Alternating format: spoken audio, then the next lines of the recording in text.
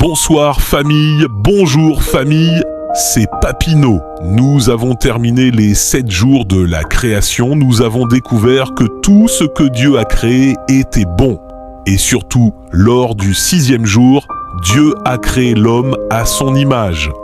Au commencement, Dieu a créé l'homme pour la communion. Dans le jardin d'Éden, Dieu marchait avec Adam à la brise du jour, mais le péché a brisé ce lien, transformant la relation en distance et la confiance en peur. L'humanité s'est égarée dans l'idolâtrie et l'oubli. Vous allez suivre au cours des 7 semaines une série d'histoires d'hommes que Dieu a pris comme exemple pour nous. Pour ne rater aucune de ces histoires, abonnez-vous dès maintenant et activez la cloche. La première histoire que nous allons découvrir est celle d'un homme simple que Dieu a appelé son ami. Cet homme, c'est Abraham. Dieu ne cherchait pas un parfait théologien, il cherchait un cœur disponible. Mais saviez-vous que dans la Bible, Abraham est appelé d'un nom encore plus intime ?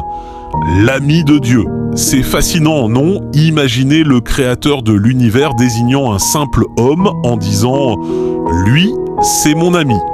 Quand Dieu dit à Abraham « Quitte ta patrie, ta famille et la maison de ton père », Dieu testait une seule chose, l'obéissance. L'obéissance d'Abraham n'était pas une soumission d'esclave, mais un acte d'amour. C'est là que tout commence. On ne devient pas ami de Dieu par nos diplômes, mais par nos pas de foi. Qu'est-ce que cela signifie réellement d'être l'ami de Dieu ? Jésus a dit dans Jean 15,15 « Je ne vous appelle plus serviteur, car le serviteur ne sait pas ce que fait son maître, mais je vous ai appelé ami. » Être ami de Dieu, c'est avoir accès à ses secrets. La Bible dit « Cacherai-je à Abraham ce que je vais faire ?» Dieu partage ses projets avec ceux qui passent du temps dans sa présence. Être ami de Dieu, c'est aussi rester fidèle dans l'épreuve. Abraham a obéi jusqu'au mont Morija. L'ami de Dieu est celui qui reste quand tout le monde part, celui qui croit quand tout semble mort. Être ami de Dieu, c'est également avoir une influence de spirituel. Parce qu'il était ami de Dieu, Abraham a pu intercéder pour l'eau. Ton amitié avec Dieu n'est pas seulement pour toi, elle devient une protection pour ta famille, ton foyer et même ta nation. Serviteur de Dieu, écoutez ceci, on peut servir Dieu sans être son ami, mais on ne peut pas porter de fruits durables sans intimité avec lui. Le service peut épuiser, mais l'amitié restaure.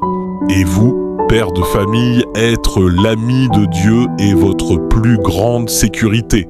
Quand un père marche avec Dieu, il n'apporte pas seulement de l'argent à la maison, il apporte une atmosphère céleste. Vos enfants ne suivront pas seulement vos paroles, ils suivront vos traces vers l'autel de la prière. Prions ensemble. Seigneur, nous te présentons chaque homme, chaque père de famille qui regarde cette vidéo. Nous brisons les chaînes de la religion sèche pour appeler l'esprit d'adoption et d'amitié. Seigneur, lève des Abraham modernes, des hommes qui t'obéissent sans poser de questions, des pères qui protègent leur foyer par leur proximité avec toi. Que le Saint-Esprit vienne maintenant consumer toute peur et restaurer le dialogue intime avec le Père. Amen. L'amitié avec Dieu est un voyage, pas une destination. Abraham a marché pendant des années avant d'atteindre cette profondeur avec Dieu. Si ce message vous a édifié, aimez la vidéo pour nous aider à propager la parole. Et surtout, abonnez-vous et activez la cloche pour ne manquer aucune des prochaines histoires des hommes de Dieu. Que Dieu vous bénisse abondamment. À très bientôt avec Papineau.